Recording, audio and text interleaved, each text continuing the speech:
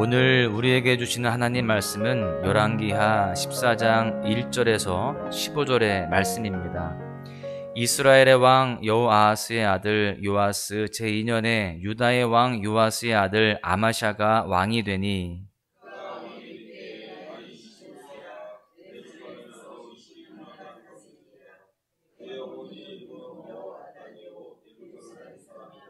아마샤가 여호와 보시기에 정직히 행하였으나 그의 조상 다윗과는 같지 아니하였으며 그의 아버지 요아스가 행한 대로 다 행하였어도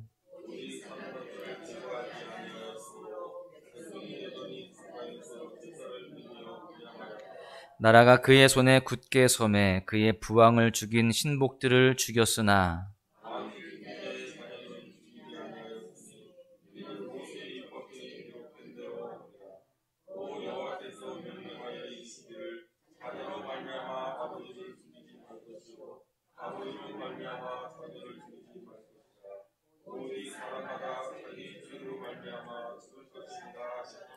아마샤가 소금 골짜기에서 에돔 사람 10,000명을 죽이고 또 전쟁을 하여 셀라를 취하고 이름을 욕드엘이라 하였더니 오늘까지 그러하니라.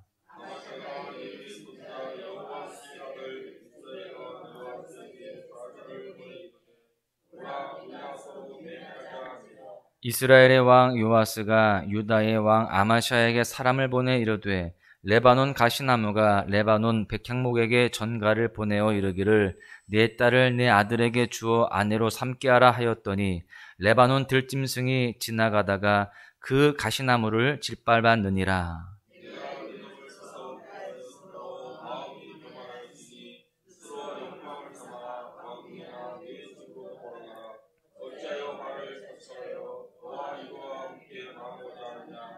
아마샤가 듣지 아니하므로 이스라엘의 왕 요아스가 올라와서 그와 유다의 왕 아마샤가 유다의 베스메스에서 대면하였더니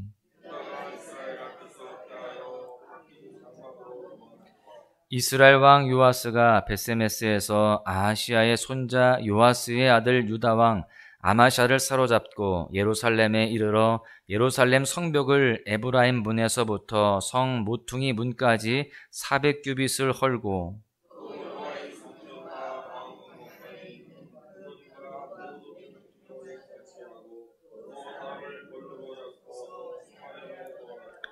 요아스의 남은 사적과 그의 업적과 또 유다의 왕 아마샤와 싸운 일은 이스라엘 왕 역대지략에 기록되지 아니하였느냐. 아멘. 용두삼이라는 말을 다 잘 아실 것입니다. 용두삼이라는 말은 용머리에 뱀꼬리라는 뜻으로서 시작은 크지만 보잘것없이 흐지부지 끝나는 경우를 꼬집어서 이르는 말입니다. 우리는 간혹 어떠한 일을 할 때 용두삼이로 일을 마무리 지을 때가 있습니다. 그래서 아쉽죠. 그런데 우리는 다른 것보다도 신앙생활에 있어서는 이런 용두삼이의 모습이 있으면 안 됩니다. 그래서 우리는 늘 우리의 신앙과 삶을 돌아보고 점검해 보아야 되는 것이죠. 우리가 사실 처음 믿음을 갖고 살아갈 때는요, 하나님 앞에서 겸손하게 살게 됩니다. 내 모든 것이 다 하나님의 은혜임을 분명히 알기 때문이죠. 그런데 시간이 지나가다 보면 점차 교만해지는 모습들이 있습니다. 내가 가진 것들을 나의 노력으로 이룬 것이라고 착각을 할 때가 종종 있다라고 하는 것입니다. 그런데 이와 같은 모습을 주님은 기뻐하시지 않습니다. 하나님께서는 우리가 늘 하나님의 은혜를 기억하면서 용두삼이가 아니라 처음부터 끝까지 또 마지막까지 신실하게 살아가기를 원하신다라고 하는 겁니다. 이 시간 우리가 용두삼이가 아니라 처음부터 마지막까지 신실하게 살아가기 위해서 우리가 기억해야 하는 두 가지를 말씀을 통해서 함께 살펴보고자 합니다. 첫 번째는 하나님의 사람은 하나님 앞에서 정직하게 살아가야 된다라고 하는 겁니다. 오늘 본문은 남유다의 9대 왕이었던 아마샤의 통치 행적을 소개하고 있습니다. 아마샤는 다른 왕들에 비해서 비교적 선한 통치를 베풀었던 왕으로 평가가 되고 있습니다. 3절의 말씀을 보십시오. 아마샤가 여호와 보시기에 정직히 행하였으나, 여기에서 여호와 보시기에 라는 말의 의미는 문자적으로 보았을 때 여호와의 눈에입니다. 즉 여호와 앞에서 그렇게 살아갔다라는 건데, 특별히 정직하게 살아갔다라는 것입니다. 이 정직하게 살아갔다라는 것은 똑바르게 길을 걸어갔다라는 의미를 가지고 있습니다. 성경이 자주 표현하는 좌로나 우로나 치우치지 않는 그런 삶을 살아갔다라는 것이죠. 여러분, 이것을 정리해 보자면 아마샤는 하나님 앞에서 하나님 눈에 보실 때에 좌로나 우로나 치우치지 않는 삶을 살았던 인물이었다라고 하는 것입니다. 여러분, 이처럼 아마샤가 유다의 왕으로 처음 등극했을 때는 처음 시작은요 굉장히 훌륭했던 것으로 보여집니다. 여러분, 그렇습니다. 그는 하나님 앞에서 정직히 행했습니다. 일례로 아마샤가 왕권을 굳게 세웠던 때 이야기를 볼 수 있는데, 5절 말씀을 보시면 나라가 굳건해지기 시작하자 아마샤는요 자기 아버지를 살해한 신하들에게 벌을 내립니다. 한 나라의 왕을 살해한 자들을 처단해서 나라의 기강을 바로 세우고자 했던 것이죠. 그런데 자신의 아버지를 죽인 원수들을 향하여서 사실 굉장한 분노가 있었을 것입니다. 그 분노의 감정에 휩싸여서 원수들의 가족을 모두 다 멸절시키는 그러한 행동을 할 수도 있습니다. 그런데 아마샤는 자신의 감정에 매몰되지 않습니다. 하나님 앞에서 정직하게 행합니다. 자신의 원수들의 자녀들만큼은 없애지 않는 거예요. 그 이유를 보니까 아마샤가 말씀대로 정직하게 행했기 때문이다라고 되어 있습니다. 6절 말씀을 보십시오. 왕을 죽인 자의 자녀들은 죽이지 아니하였으니 이는 모세의 율법책에 기록된 대로 함이라. 말씀대로 행했다라는 것입니다. 곧 여호와께서 명령하여 이르시기를 자녀로 말미암아 아버지를 죽이지 말 것이요 아버지로 말미암아 자녀를 죽이지 말 것이라. 오직 사람마다 자기의 죄로 말미암아 죽을 것이니라 하셨더라. 이 말씀 앞에 이 아마샤는 정직하게 행했습니다. 말씀을 따라서 좌로나 우로나 치우치지 않고 그 말씀 앞에 순종했던 것이죠. 여러분, 우리는 오늘 이 말씀을 통해서 도전받아야 됩니다. 하나님의 사람이라고 한다면 우리는 이와 같이 항상 하나님 앞에 정직히 행하는, 말씀대로 행하는 삶을 살아가야 되는 것입니다. 즉 어떠한 상황에서도 내 생각과 내 감정을 앞세우는 것이 아니라 하나님의 말씀을 기준으로 선택하고 그 말씀을 우선시하고 우리가 순종해야 되는 것이죠. 사실 아마샤에게 자신의 원수들의 가족을 전부 다 멸할 수 있는 그런 힘이 있었습니다. 아마샤는 한 나라의 왕이었어요. 그래서 다 가능합니다. 그런데 그는 자기가 왕권을 휘두르기보다는 말씀 앞에 순종하는 삶을 살았던 것입니다.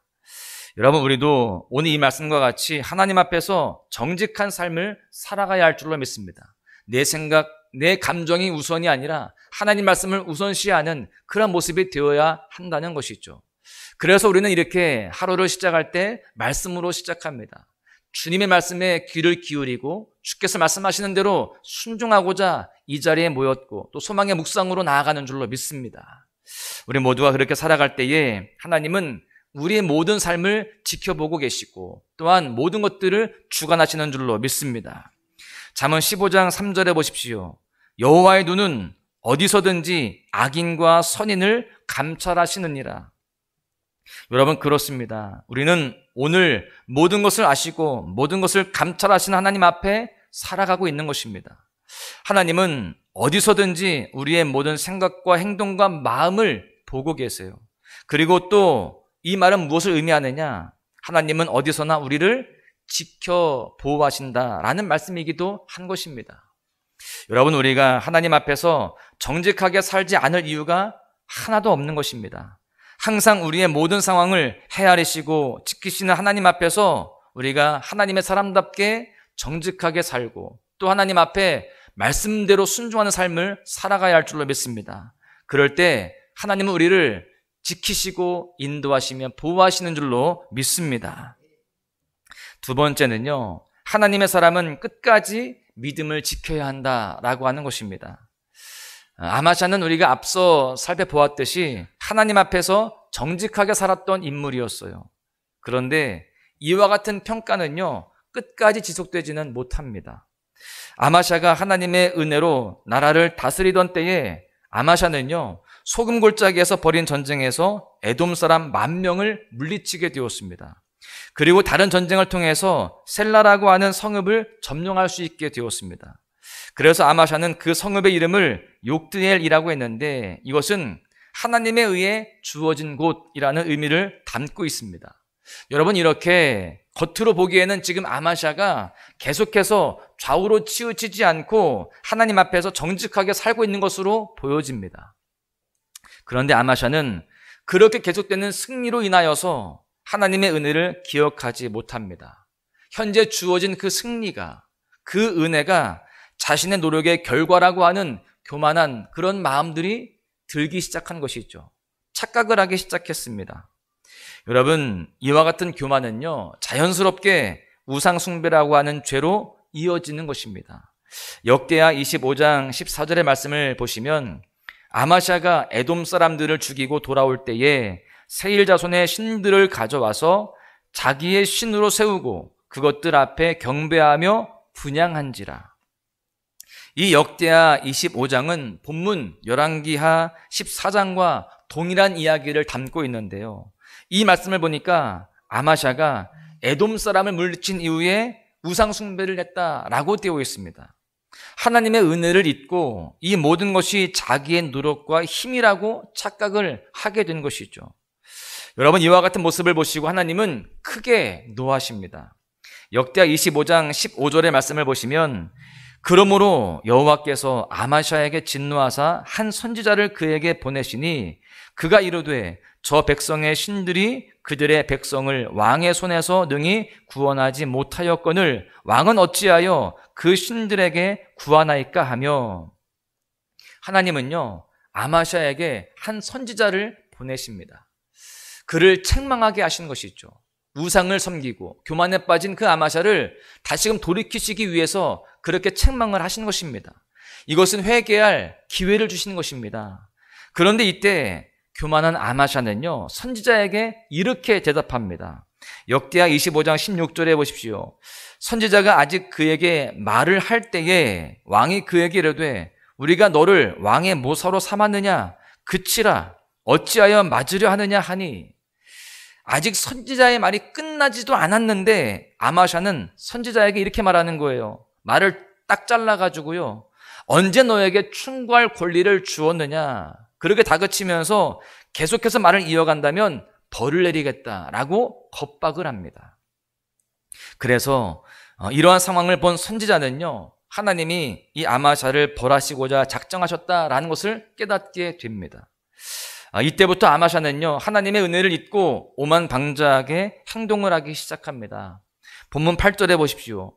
아마샤가 예후의 손자 여호아하스의 아들 이스라엘의 왕 요아스에게 사자를 보내 이르되 오라 우리가 서로 대면하자 한지라. 여기서 대면하자, 만나서 식사나 함께 합시다, 이런 게 아니에요. 이것은 북이스라엘을 향한 일종의 선전포고였습니다. 우상숭배라는 죄의 길에 들어서자 이 아마샤는요, 교만해졌습니다. 그리고 이렇게 교만함 가운데에 무모한 일을 벌이고 있는 것입니다. 여러분, 이 북이스라엘과 이 남유다의 전쟁 어떻게 되었을까요? 이전에 승리했던 것처럼 승리했을까요? 그렇지 않습니다. 한 사람에게 죄악으로 인해 시작된 이 전쟁은 유다의 철저한 패배로 마무리가 됩니다. 그리고 그 결과가 정말 좋지 않았는데 보면 13절과 14절의 말씀을 보시면 예루살렘의 성벽이 허물어지고 성전 안에 있는 금과 은이 다 약탈당하고요, 유다의 사람들마저 인질로 잡혀가게 되게 됩니다. 사랑하는 성도 여러분, 아마샤의 행적이 처음에는 굉장히 신실해 보였고 하나님의 사람으로서 대단했습니다. 그런데 아마샤의 마지막 모습은 어떻습니까? 아마샤는 우상숭배의 죄악을 저지른 사람이었고 우상을 섬기니까 하나님의 은혜를 잊은 교만한 사람이 되게 되었습니다. 그리고 그 결과는요, 공동체에게 씻을 수 없는 상처를 안겨주었습니다. 여러분, 이처럼 한 사람의 죄는 개인만을 피폐하게 하는 것이 아니라 한 공동체를 무너뜨리기까지 하는 것입니다. 그래서 성경은 말하죠. 잠언 16장 18절에 보십시오. 교만은 패망의 선봉이요 거만한 마음은 넘어짐의 앞잡이니라. 여러분, 우리는 오늘 이와 같은 모습에서 멀어져야 할 줄로 믿습니다. 교만하면 안 되는 것이 있죠. 언제든지 그리고 끝까지 하나님 앞에 정직히 행하며 말씀 안에 순종하는 삶을 살아가야 하는 것입니다. 여러분, 우리는 마지막까지 믿음을 지켜야 됩니다. 이것을 다르게 말한다면 마지막까지 하나님 앞에서 정직하게 살아가야 된다라고 하는 것입니다. 내가 무엇을 이룬 것 같다라고 생각하면서 교만해지면 절대 안 됩니다. 내가 이룬 것 같아도 그 배후에 다 하나님이 계시는 거예요. 하나님의 은혜임을 잊지 말고 늘 감사하며 그 앞에 겸손하며 더욱 주님을 의지하는 모습으로 살아가야 할 줄로 믿습니다. 오늘 말씀을 정리하겠습니다. 남유다의 왕 아마샤의 시작은 하나님 앞에서 정직했습니다. 자신의 감정을 쏟을 수 있음에도 불구하고 그 순간마저 하나님의 말씀대로 행했던 그러한 인물이었어요. 분명 그 순간에는 자신이 하나님 앞에서 살아감과 동시에 하나님이 베풀어 주신 은혜를 기억했을 것입니다. 그러나 아마샤는요, 시간이 지날수록 왕으로서의 업적이 많아질수록 그 하나님의 은혜를 잊게 되었습니다. 그래서 우상을 숭배하게 되었고요. 하나님의 말씀을 전하는 선지자를 무시하며 겁박하기까지 했습니다. 그 결과는 전쟁의 패배와 민족의 아픔으로 나타나게 되었죠. 사랑하는 소망가족 여러분, 여러분의 삶은 어떠십니까? 처음은 하나님을 향한 사랑과 신실한 믿음이 있었지만 신앙의 연수가 지나가면서 혹시 하나님을 떠나 있는 그런 삶의 영역들은 있지 않습니까? 나의 나된 것은 하나님의 은혜라는 고백보다 나의 노력의 결과물이라는 교만한 마음이 자리 잡고 있지는 않느냐라고 하는 것이죠. 오늘 하루 하나님 앞에서 겸손하게 살아가시기를 도전합니다. 이를 위해서는 우리가 하나님의 말씀을 매일매일 가까이 해야 할 줄로 믿습니다. 오직 하나님의 말씀을 가까이 하는 일만이 우리를 하나님 앞에 정직하게 살아가게 하는 힘임을 기억하시고 살아가시기를 바랍니다. 오늘 하루 그렇게 주님의 말씀 앞에 순종함으로 겸손함으로 살아가시면서 하나님의 더 큰 사랑을 누리시는 여러분들 모두가 되시기를 주님의 이름으로 간절히 축원합니다. 주의 보좌로 나아갑니다. 주의 얼굴을 바라봅니다. 두 손을 들고 겸비함으로 하나 되어 주께 나아갑니다. 주의 은혜에 목마릅니다. 주의 음성을 사모합니다. 두려워 말라 평안하라 강건하라 강건